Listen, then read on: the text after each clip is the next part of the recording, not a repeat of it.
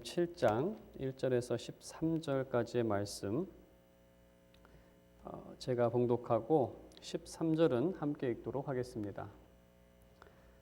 요한복음 7장 1절에서 13절에 기록된 하나님의 말씀입니다. 그 후에 예수께서 갈릴리에 다니시고 유대에서 다니려 아니하심은 유대인들이 죽이려 함이로라. 유대인의 명절인 초막절이 가까운지라 그 형제들이 예수께 이르되 당신이 행하는 일을 제자들도 보게 여기를 떠나 유대로 가소서. 스스로 나타나기를 구하면서 묻혀서 일하는 사람이 없나니 이 일을 행하려 하거든 자신을 세상에 나타내소서 하니 이는 그 형제들까지도 예수를 믿지 아니함이로라. 예수께서 이르시되 내 때는 아직 이르지 아니하였거니와 너희 때는 늘 준비되어 있느니라. 세상이 너희를 미워하지 아니하되 나를 미워하나니 이는 내가 세상의 일들을 악하다고 증언함이라. 너희는 명절에 올라가라. 내 때가 아직 차지 못하였으니 나는 이 명절에 아직 올라가지 아니하노라. 이 말씀을 하시고 갈릴리에 머물러 계시니라. 그 형제들이 명절에 올라간 후에 자기도 올라가시되 나타내지 않고 은밀히 가시니라. 명절 중에 유대인들이 예수를 찾으면서 그가 어디 있느냐 하고 예수에 대하여 무리 중에서 수군거림이 많아 어떤 사람은 좋은 사람이라 하며 어떤 사람은 아니라 무리를 미혹한다 하나. 함께 읽겠습니다. 그러나 유대인들을 두려워함으로 드러나게 그에 대하여 말하는 자가 없더라. 아멘. 네, 오늘은 하나님의 때와 뜻을 따라라는 제목으로 하나님의 말씀 증거하도록 하겠습니다. 하나님의 뜻이라는 것, 또 인류에게 나타난 하나님의 뜻이라는 것은 하나님께서 사람들에게 원하시는 것을 말합니다. 원하시는 것이 없다면 사람에 대해 관심도 없는 것이고 그렇게 사랑하는 그러한 것은 아니겠죠. 사랑하기 때문에 또 인류를 지으셨기 때문에 하나님께서 원하시는 것이 있습니다. 그것을 하나님의 뜻이라고 하는데 그럼 하나님께서는 과연 사람들에게 또 여러분들에게 무엇을 원하실까? 창세기 말씀을 보게 되면 인간을 지으시면서 하나님께서 하신 말씀은 생육하고 번성하라라는 명령, 그 말씀을 주셨습니다. 이 말씀을 들을 때 사람들은 자녀를 많이 낳는 것이 하나님의 뜻이 아닐까라고 생각합니다. 하지만 하나님의 관심은 많은 숫자보다 좋은 사람들로 번성하는 것입니다. 사실 더 중요한 것은 어떤 사람으로 번성하느냐가 더 중요합니다. 자녀들이 모두 범죄자가 된다면 많은 자녀가 무슨 자랑이 되겠습니까? 차라리 한 명의 자녀가 10명의 자녀들보다 나을 때도 있습니다. 우리가 룻기 말씀을 통해서도 살펴보겠지만 어쩔 때에는 며느리 한 명이 7 아들보다 나을 때도 있습니다. 하나님께서는 선한 하나님의 모습을 나타내는 선한 사람들로 번성하기를 원하십니다. 그래서 하나님의 형상으로 인간을 지으셨습니다. 선한 하나님의 모습은 무엇보다도 이웃을 자기 자신보다 더 사랑하는 것, 그것이 하나님의 모습 중에 하나이고 하나님이신 예수님께서 나타내신 모습이시기도 하십니다. 그래서 하나님께서 육신을 입으시고 이 땅에 오신 목적은 이러한 하나님의 사람들을 만들기 위해 이 땅에 오셨고 그것이 예수님의 사역이십니다. 본문에서는 이러한 사실을 바탕으로 기록이 되어 있습니다. 그런 본문을 통해 우리 교회와 또 여러분을 향한 하나님의 뜻이 무엇인지를 우리가 조금 더 살펴보도록 하겠습니다. 7장과 8장에 기록된 말씀은 초막절에 있었던 사건입니다. 초막절이 가까울 때는 5,000명을 먹이신 오병이어의 사건이 있은 지 6개월이 지난 때입니다. 예수님께서는 6개월 동안 갈릴리 지역을 다니시면서 사역을 했습니다. 예수님의 사역은 한때 500명을 먹이실 때 한 2만 명 정도가 따랐습니다. 하지만 지난주에 살펴본 것처럼 6장 마지막 부분에 예수님께서 가르치기를 시작하셨을 때 2만 명이나 되는 사람들은 12명으로 줄어듭니다. 상상해 보십시오. 교회에 2만 명이 모이다가 한 주 지났더니 12명으로 줄어들었습니다.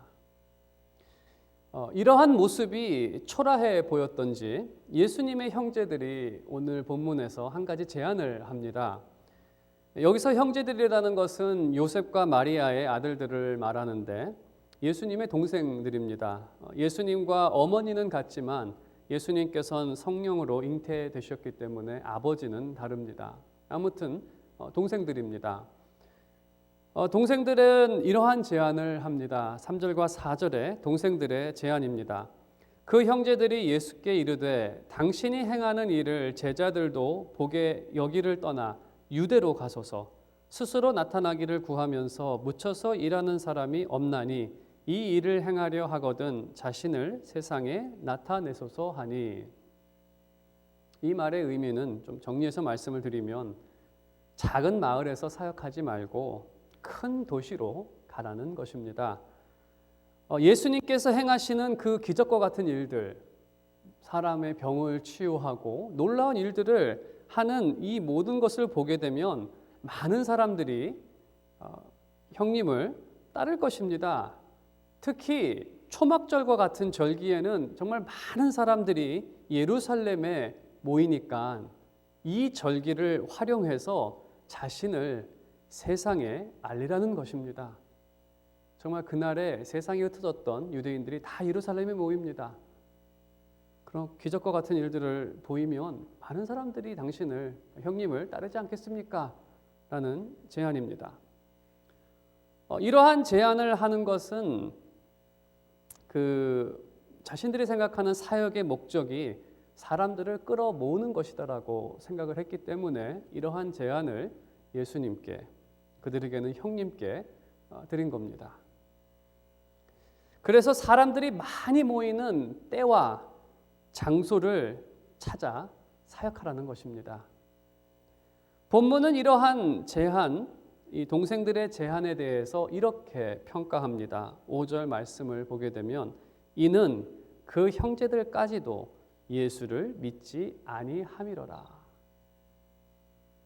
믿지 않는다는 의미는 예수님이 어떤 분인지 모른다는 의미입니다. 예수님은 그리스도 메시아시고 하나님이십니다. 하나님 앞에 당신이 잘 사역하지 못하고 있으니까 이러한 방법을 제안하는 것 자체가 좀 말이 안 되는, 믿음이 없기 때문에, 하나님이라고 생각하지 않기 때문에, 대단하다고 생각하지 않기 때문에 이러한 제안을 하는 것입니다. 만일에 그들이 예수님이 그리스도시고 하나님이라고 믿었다면 이러한 제안을 하지 않았을 것입니다. 분명히 무슨 뜻이 있을 거고 무슨 이유가 있기 때문에 이곳에서 사역을 하고 계신다라고 믿고 그 예수님께서 뜻하시는 일이 속히 이루어지길 바라며 기다렸을 것입니다. 하지만 믿음이 없었기 때문에 자신들의 그러한 생각대로 하라고 제안을 한 겁니다. 요즘에 교회 사역을 이렇게 보게 되면 다 그렇다는 것은 아니지만 이렇게 믿음이 없는 모습이 나타나곤 합니다. 그들은 이 동생들처럼 사람을 끌어모으는 것을 사역의 목적으로 생각을 합니다. 사람이 모이는 것은 사역의 결과는 될 수 있습니다. 사역을 했더니 사람이 모였더라. 결과는 될 수가 있지만 그것이 목적은 될 수가 없습니다. 사람 모으는 것을 목적으로 세웠다면 어떤 교회가 그 이면에는 불순한 동기가 있을 수밖에 없습니다. 그 동기는 스스로 높아지고 세상에 알려지기 위한 동기입니다. 동생들이 얘기를 하죠. 세상에 자신을 알리라고. 순수한 동기로 사역한 결과 교회가 커지고 다른 교회의 인정을 받는 경우도 있습니다. 순수하게 목회하시는 분들을 통해서 교회가 커지는 경우도 있습니다. 하지만 때로는 그러한 결과가 더 높아지려고 또 알려지려고 하는 욕심으로 발전될 수도 있습니다. 그래서 더 조심해야 할 때이기도 합니다. 하지만 대부분의 교회는 순수한 목적으로 시작을 해서 교회가 크게 되었을 때 그 유혹을 이기지 못하는 경우가 대부분입니다. 제가 실제로 있었던 두 가지 예를 여러분께 드리겠습니다. 먼저 좀 좋은 예로 말씀을 드리면 한국의 유명한 교회 중에 남포교회라는 교회가 있습니다. 자신들은 남들이 포기하는 교회라고 얘기를 한다는데 아무튼 좋은 교회입니다. 좋은 교회인데 정말 순수하고 성실한 사역의 결과로 많은 사람들이 모였습니다. 그래서 예배를 4부로 나눠 드렸는데 4부로 나눠 드려도 더 이상 수용을 할 수가 없었습니다. 그때 당회가 모여서 이 의뢰에 대해서 의논을 할 때 사람들이 불편해서 4번 모이는 걸로 힘들다. 그래서 5부 예배를 신설하자는 제안을 어떤 장로님께서 하십니다. 당연한 이성적인 그러한 제안입니다. 그때 목사님은 정반대의 의견을 내놨습니다. 4부 예배를 3부 예배로 줄이자는 제안을 합니다. 4부 예배도 지금 불편해서 5부 예배로 늘리자는데 4부 예배를 3부 예배로 줄이자고 그렇게 제안을 하셨습니다. 그 이유는 이것입니다. 만일에 우리가 5부 예배로 늘려서 그렇게 해서 모이는 사람들 대부분은 주변 교회에 이미 다니는 교인들이 우리 교회에 몰릴 거다. 그럼 다른 교회들은 어떻게 되겠느냐? 차라리 3부로 줄여서 여기 오는 사람들 불편하게 만들어서 다른 교회 가게 만들자. 그래서 정말 지금까지도 3부 예배만 드리고 있습니다. 그 교회는. 그게 벌써 10년 전 얘기인데 지금도 남포교회는 1, 2, 3부까지만 드립니다. 보통 대부분의 교회는 그러한 상황에 처하게 되면 얼씨구나 하고 예배 수를 늘릴 뿐만 아니라 교회를 증축하고 신축하고 우리 건물 더 크게 져야 된다라고 할 것이지만 그 교회는 그 목사님은 자신의 그런 교회의 목회를 사람 늘리는 걸로 생각하지 않았다는 것입니다. 반면에 이러한 사역도 있습니다. 어떤 목사의 목회 철학입니다. 제가 어저께 찾은 목회 철학인데 제가 목사님이나 교회는 밝히지 않겠습니다. 이렇게 제가 짧게 말씀을 드리겠습니다. 아무개 목사는 글로벌 시대에 세계 교회를 섬기는 것을 소명으로 삼고 크게 쓰임받기 위해 기도하고 있다. 이게 그분의 목회 철학입니다. 2가지가 담겨져 있습니다. 첫 번째는 세계 교회를 섬기는 것을 자신의 소명으로 삼았다는 겁니다. 2번째는 자기 자신이 크게 쓰임받기 위해 기도한다고 말합니다. 제가 이 목회 철학을 보면서 상당히 자기중심적이고 이기적인 철학이다라고 밖에는 판단할 수밖에 없습니다. 먼저 소명은 자기 자신이 세우는 것이 아니라 하나님께서 주시는 겁니다. 그리고 크고 작은 크기의 사역은 하나님께서 주십니다. 사역의 결과는 하나님께서 만드시지 본인이 만든 것이 아닙니다. 그래서 크고 작은 크기의 사역은 하나님께서 정하시기 때문에 성경은 일꾼이 구해야 하는 것은 큰 사역을 구하는 것이 아니라 충성을 구해야 한다고 기록하고 있습니다. 그 사역이 크건 작건 일꾼이 구해야 하는 것은 충성입니다. 예수님께서는 이렇게 불순한 동기로 사역하는 사람들에게, 그 동생들에게 이렇게 답변하십니다. 6절 말씀입니다. 예수께서 이르시되 내 때는 아직 이르지 아니하였거니와 너희 때는 늘 준비되어 있느니라. 이 말씀의 의미는 보통 좁게 해석을 하면은 아직 십자가가 질 때가 아니기 때문에 이번 명절에는 예루살렘에 올라가지 않겠다. 좀 좁은 해석입니다. 하지만 여기서는 좀 좁은 해석이 맞지는 않는 것 같습니다. 요한복음 다른 부분에서는 그 때나 시간이 그 십자가를 가리키기는 하지만 여기서 말씀하시는 것은 좀 넓게 해석하는 것이 적절해 보입니다.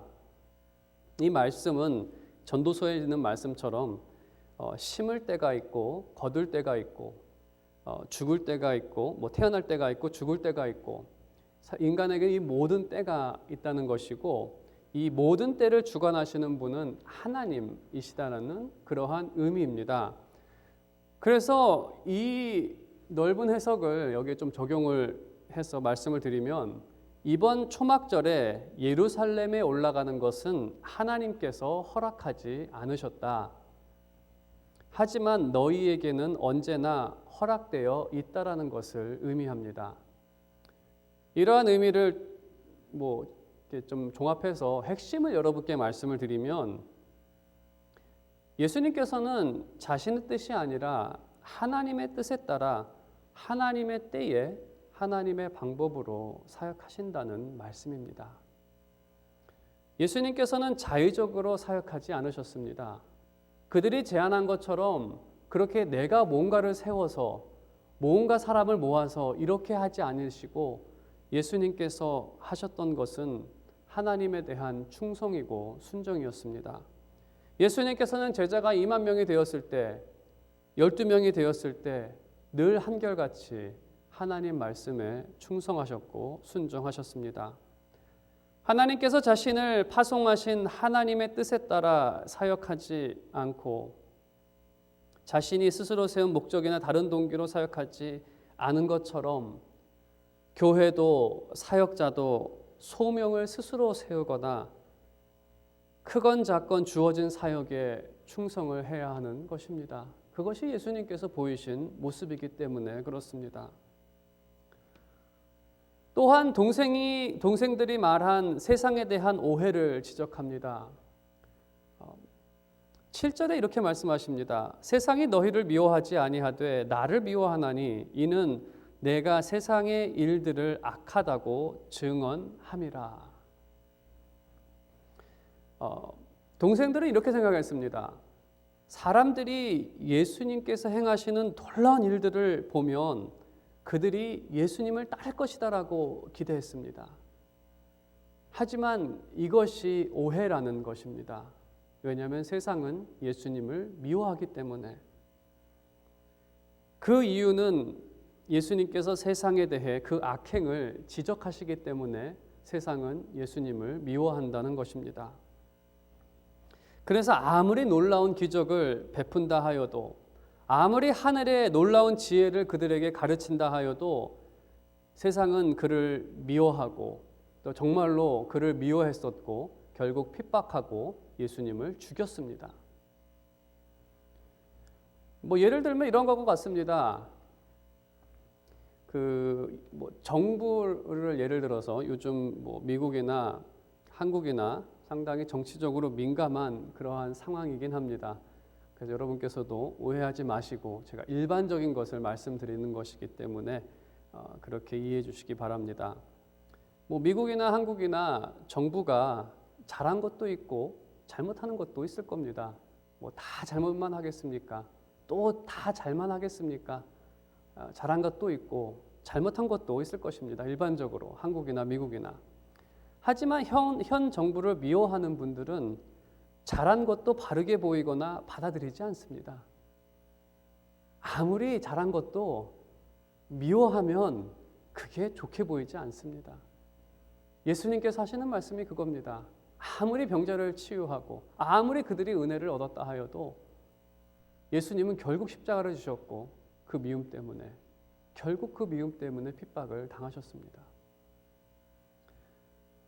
그러면 세상은 왜 이렇게 예수님을 미워하는가? 그 이유를 단순하게 세상의 일들을 악하다고 증언했기 때문에라고 예수님께서 말씀하셨는데 그 이유가 전부입니다. 제가 만일에 여기서 예를 들어서 진리입니다. 사람들의 욕심을 탐욕을 지적했다라고 가정해 보겠습니다. 정말 제가 지적을 하겠습니다.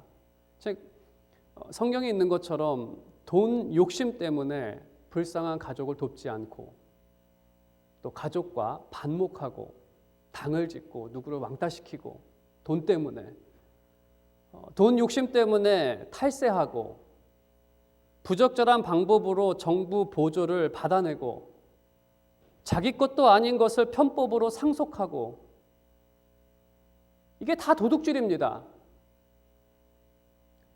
예수님께서 이러한 세상의 악행들을 지적하셨다라고 했을 때 아마 이 말씀이, 제가 짧게 말씀했음에도 불구하고 제가 정말 심각하게, 이거를 더 심각하게, 더 자세하게 여러분 이 말씀에 따라서 여러분의 그 모습을 드러냈다라고 한다면 예수님은 더 확실하게 더 지적하셨겠죠. 이 세대에 예수님께서 탐욕을 지적하며 지옥을 경고하셨다면, 그래서 당신들이 하나님 앞에 그 영광에 이르지 못하는 겁니다. 돈 많아서 텅텅거리고 잘났다고 백날 해보십시오. 하나님께서 그거 하나 인정하시나? 이렇게 예수님께서 탐욕에 대해서 말씀하실 겁니다. 그 이야기를 들은 세상은 당연히 그 말씀을 미워할 겁니다.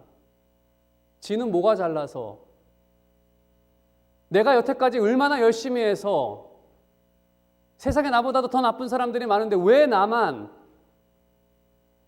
뭐 다양한 이유들을, 하지만 그 말씀을 미워했을 것입니다.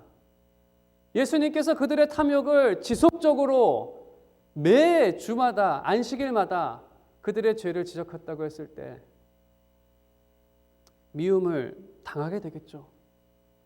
오늘날 예수님께서 이 말씀을 하셨다라고 한다면 교회의 많은 사람들은 그 예수님을 미워했을 것이고, 심지어 일부 목사들도 예수님을 핍박했을 것입니다. 뭐 때로는 어떤 분들은 그 말씀을 듣고 하나님의 은혜로 회심하고 돌아서는 경우도 있을 것입니다. 하지만 죄를 추구하며 살아가는 세상은 그러한 예수님을 미워할 수밖에 없습니다. 자신의 죄가 그 앞에 드러나기 때문에. 그래서 이 중간은 없습니다. 예수님을 미워하던 아니면 회개하고 돌아서던. 죄를 추구하는 삶은 복음을 즐겨 들을 수가 없습니다. 죄를 자복하고 회개하는 사람에겐 그 십자가의 복음이 은혜입니다. 나와 같은 사람도, 나와 같은 죄인도 예수님께서 십자가를 지셔서 나에게 새 생명을 주셨다는 그 복음이 정말 달콤합니다. 하지만 죄를 추구하는 사람에게는 회개할 마음도 없고 늘 그 방향으로, 그 탐심으로 살아가는 사람들에게는 당신도 이러한 하나님의 형벌을 받게 될 거라는 경고밖에는 되지 못합니다. 당신 계속 그렇게 살다 보면 저 십자가는 당신에게는 경고의 메시지가 됩니다. 그래서 중간이 없다는 겁니다. 죄를 추구하면서 참된 복음을 기쁘게 받아들일 수는 없습니다. 그래서 죄에 물든 세상은 예수님을 미워합니다. 그리고 예수님의 편에 서서 참된 복음을 전하는 사역은 미움을 받습니다. 그래서 세상을 오해했기 때문에 동생들은 세상 앞에서 사역하라고 한 겁니다. 좀 나이브한 생각이죠. 당신이 세상 앞에서 이렇게 놀라운 일들을 벌치면 사람들이 막 올 겁니다. 그렇지 않습니다. 세상은 예수님에 대해 십자가를 지게 했습니다. 이제 10절 이하의 말씀은 이 본문의 내용들을 또 한 가지 더 추가해서 우리에게 전하고 있습니다. 10절 말씀을 보게 되면 형제들이 예루살렘에 올라간 후에 주님도 예루살렘에 올라가십니다. 올라가지 않는다고 했는데 또 올라가시는 것을 보게 되면 우리가 이 맥락에서 생각을 하면 예수님은 하나님의 뜻에 따라 움직이신 것입니다. 그러나 자신을 나타내라는 동생들의 제안과는 달리 비밀리에 은밀히 가십니다. 본문은 예수님에 대한 사람들의 반응을 11절부터 언급하고 있습니다. 먼저 유대인들, 유대 지도자를 의미합니다. 그들은 예수님을 열심히 찾았습니다. 좋은 이유에서 찾은 것은 아닙니다. 1절에 언급된 것처럼 예수님을 죽이고 싶었기 때문에 예수님을 찾았습니다. 그 외의 사람들은 예수님에 대해 서로 다른 생각을 갖고 있었습니다. 12절에 있는 것처럼 어떤 이들은 예수님을 좋은 사람이다라고 말하고 다른 이들은 예수님은 무리를 미혹하는 사람이라고 말합니다. 예수님에 대하여 다양한 생각들을 가지고 있습니다. 하지만 그 사람들이 어떤 생각을 갖고 있던지 13절에 기록된 것처럼 유대 지도자들이 두려워서 예수님을 대해 대놓고 말하는 사람은 없었습니다. 이전까지의 내용을 비춰서 이 부분을 생각해 보겠습니다. 세상을 오해한 동생들은 이렇게 생각했을 것입니다. 예수님께서 자신을 나타내시면 적어도 예수님을 긍정적으로 생각하는 사람들은 예수님을 따를 것이다 라고 생각을 했을 것입니다. 그래도 긍정적으로 생각하는 사람들이 꽤 숫자가 있겠죠. 그러면 많은 제자를 모을 수 있지 않을까라고 생각합니다. 하지만 여기서 우리가 반문할 수 있는 질문은 긍정적으로 생각하는 것이 꼭 헌신으로 이어질까라는 질문입니다. 그렇지 않습니다. 제가 또 한 가지 예를 들어서 말씀을 드리겠습니다. 전에 인도에서 주로 병자들을 돌보며 교회 안팎에서 훌륭하다는 말을 들었던 그 테레사 수녀님이 계십니다. 테레사 수녀에 대해서 부정적으로 생각하는 사람은 많지 않습니다. 하지만 긍정적으로 생각하는 사람들이 반드시 그녀 일에 헌신하지는 않습니다. 동네 불량배한테 물어봐도 테레사 수녀를 긍정적으로 생각할 것입니다. 하지만 그 불량배가 그녀를 위해 함께 헌신하거나 돕지는 않을 것입니다. 예수님을 긍정적으로 생각했던 사람들이 많았습니다. 하지만 유대 지도자가 두려워서 십자가 앞에서 나서는 사람은 한 명도 없었습니다. 동생들의 생각처럼 많은 사람은 모을 수 있어도 주님을 따라 주님처럼 살아가는 참된 제자를 만들 수는 없습니다. 이 시대 교회를 보게 되면 사람 모으는 데는 정말 열을 올렸다라고 생각이 듭니다. 그래서 교인은 많아졌습니다. 한국에 10,000명이 넘는 교회가 꽤 많습니다. 정말로 많습니다. 거의 노회별로 한 교회는 한 10,000명 정도가 된다고 합니다. 지금은 정말 어마어마한 사람이 모이는 교회들이 꽤 많습니다. 정말 교인은 많아졌습니다. 하지만 그 속에서 당연히 그들이 교회를 긍정적으로 생각하고 예수님을 긍정적으로 생각해서 교회에 모인 사람들입니다. 그러면 그 중에 참된 크리스찬은 얼마나 될 거라고 생각하십니까? 크리스찬이라는 것은 말 그대로 그리스도와 같은 사람을 의미합니다. 그리스도와 같다. 크리스찬이라는 것은 세상 속에서 예수님처럼 살아가는 사람을 의미합니다. 과연 10,000명이나 되는 사람이 그렇게 살아간다면 사회가 어떻게 바뀌겠습니까? 그래서 예수님께서 동생들의 제안이 참 어리석다는 것입니다.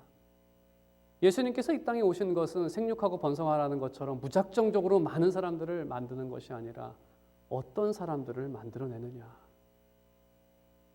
하지만 그래도 다행인 것은 사회 이곳저곳에 조용히 빛을 밝히는 소수 남은 자들이 있다는 것입니다. 진정으로 제가 바라는 것도 그렇게 큰 소리로 하는 것이 아니라 이곳저곳에서 정말 작은 등불들이 일어나는 것입니다. 특히 이 코로나 기간 중에 기회가 아닙니까? 다른 사람들은 다 움츠려 있고 누구 하나 나서는 사람이 없는 이 시대에 오히려 크리스찬들은 더 밝아져야 하는, 더 세상을 밝혀야 하는 그러한 세대가 아닙니까?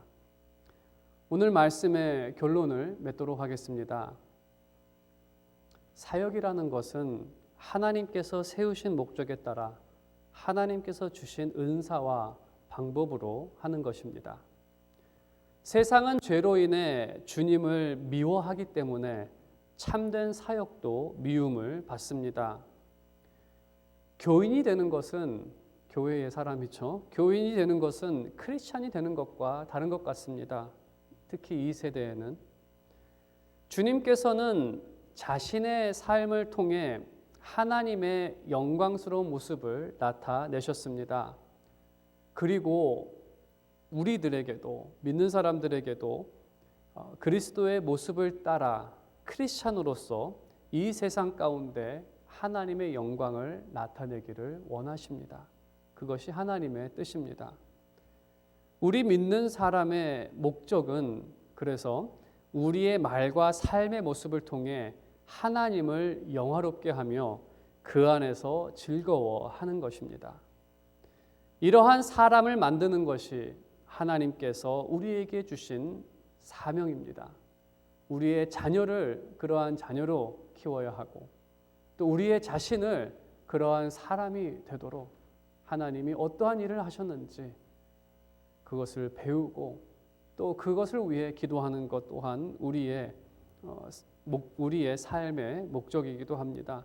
제가 바라고 기도하는 것은 여러분 모두가 그리스도를 닮은 크리스찬으로서 이 세상에서 하나님의 영광을 나타내는 것입니다. 여러분의 삶이 하나님의 영광이 되기를 주님의 이름으로 축원드립니다. 기도하겠습니다.